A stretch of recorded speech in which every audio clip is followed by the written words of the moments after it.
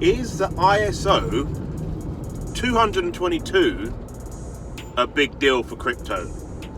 What does it mean for cryptocurrencies like Stellar XLM or Ripple's native asset XRP?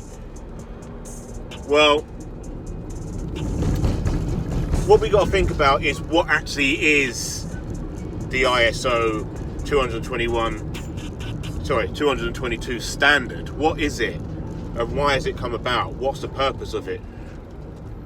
We need to think about actually what current standards we do have and what we've been using for the past 4 or 5 decades, which is Swift.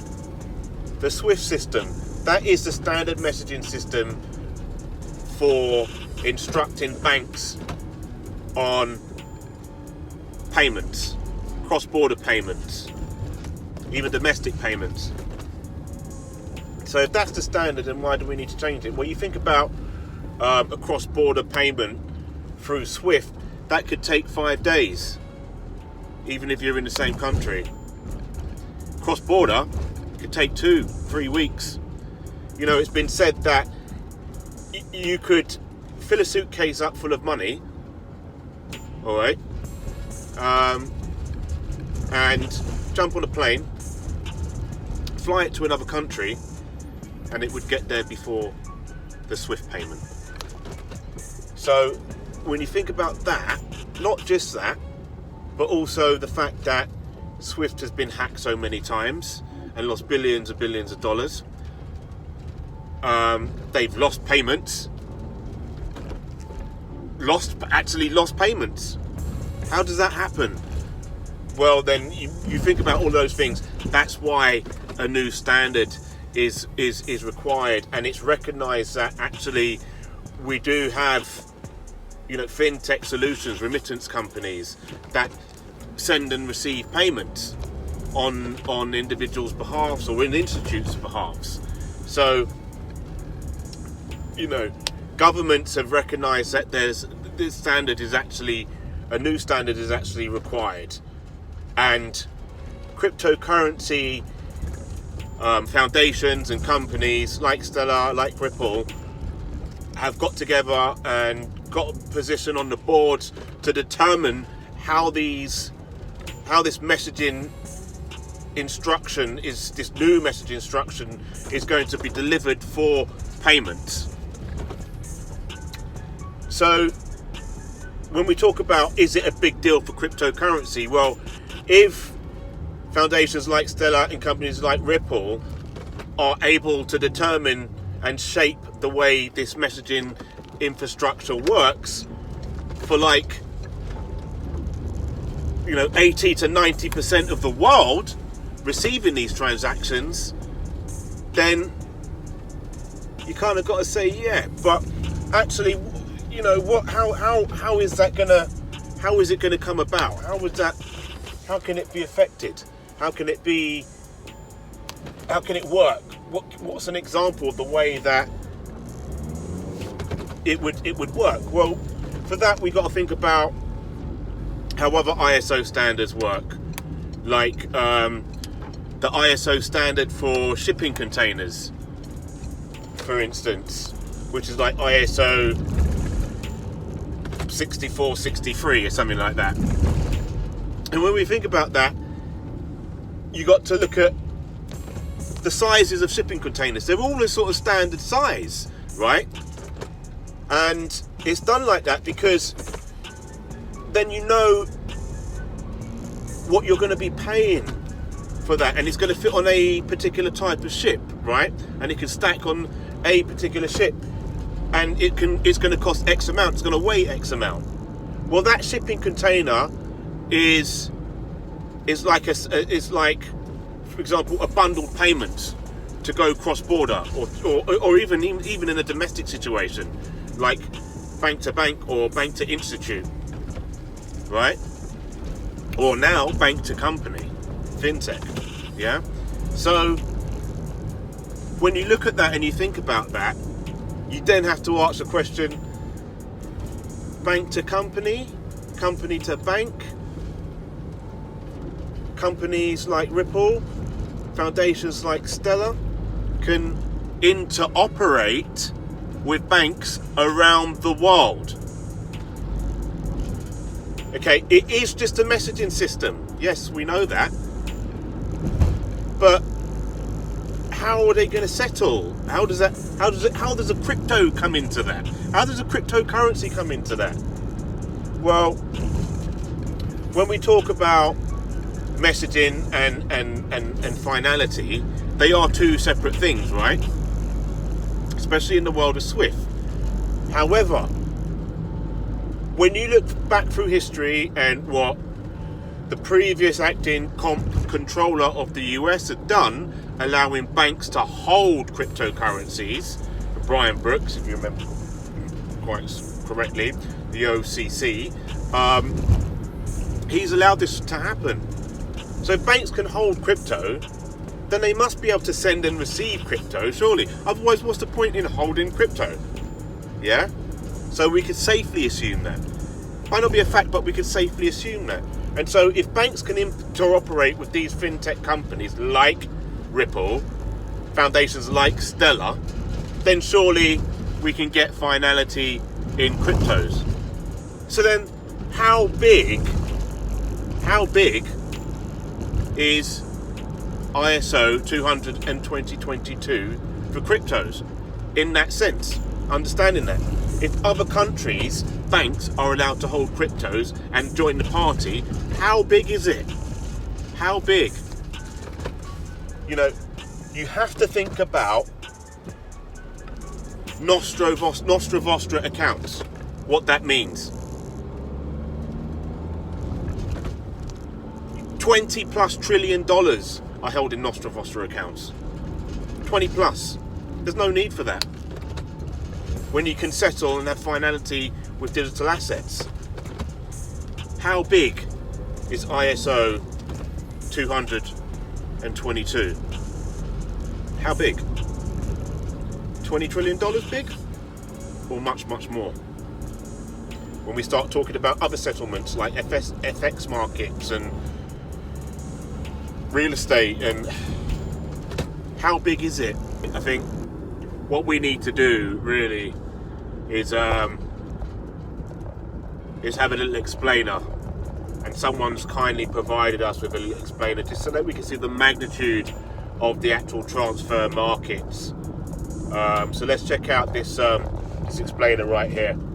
Right, so as you can see, this is from back in 2018 February, and this talks about Ripple versus global transfer markets. So when we're talking about transfer markets, you can relate that now to at least a messaging system to interoperate with all of this before we get finality and settlement. So let's talk about how big ISO 200 and 2022 is in terms of at least messaging this payment. How big actually is it for cryptos? Could cryptos be used for the finality of all of these payments? Well, let's have a look at this market. Someone's kindly provided us with this global transfer market. Yes, it's labeled Ripple, but Ripple really is just an example.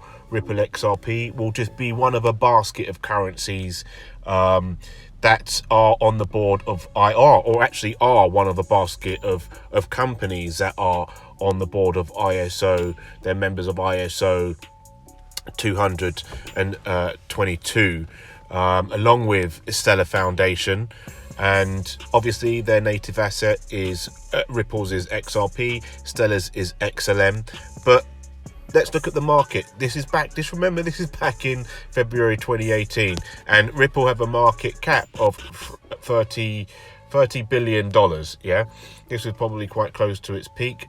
We can always check the market cap on Zioncoins.net, and you can discover what that is. Western Union at the time was 80 billion.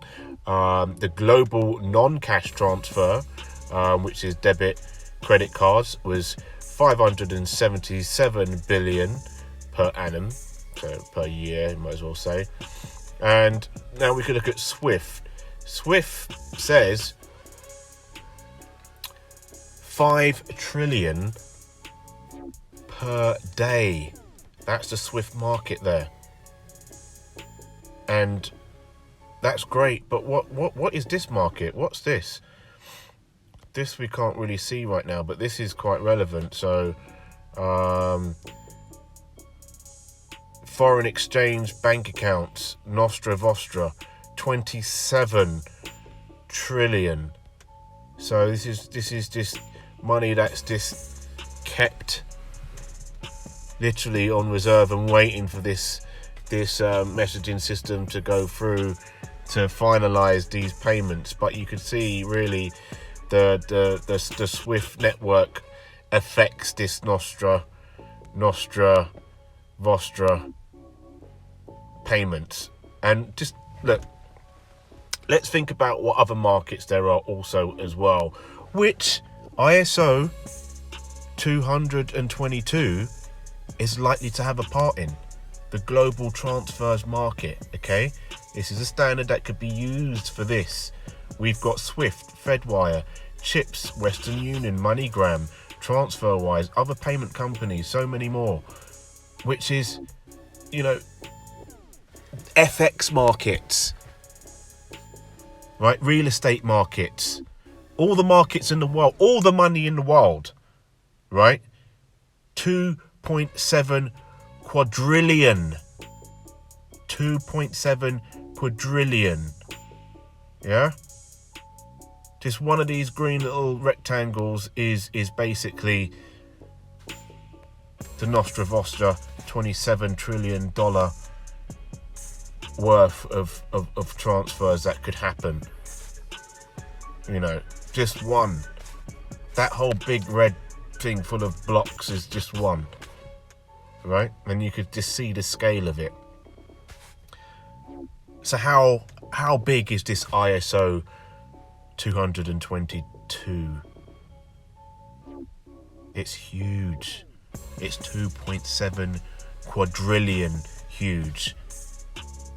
And cryptos is going to have a major part in that. Even if it was just 10% of that, this could all be happening 2 years down the line from now. 3 years. It's worth waiting for, isn't it? You know, this is a massive market that's going to interoperate in a magnificent way with banks and institutes, fintechs, companies, all being able to use one standardized system that they all agree on, with 90% of the countries around the world, their banks and institutes all agree on this standardized system, and hopefully will all be settling, or majority of them will all be settling through cryptocurrencies, or at least 10%, because banks again in the United States are able to hold cryptocurrencies. So there you go. So yeah, 2.7 quadrillion is what we're talking about here. 2.7 quadrillion dollars is flowing around in the transfer markets. 2.7 quadrillion dollars could be funneling through this messaging system, because it's not just for banks, it's for institutes, it's for companies. So 2.7 quadrillion dollars could be flowing through the ISO 222 messaging standard, that infrastructure. If 10% of that flows through crypto, if 10% of that is settled with finality with crypto through the new messaging standard, that's like I don't know, 10 of those green rectangles plus, you know, that's a heck of a lot of dollars, man, with crypto, potentially. So how big is it? How big is ISO 222 for crypto, for fintechs, for banks. How big is it? 2.7 with a Q for Queen, Quebec, quadrillion dollars. 2.7 quadrillion dollars, with all the transaction markets being involved. That's huge. I'm Nathan of Zion, aka Nathan. Don't forget to smash the Zion coin, leave a like, subscribe, and check out the next video. Take care now. Have a great day.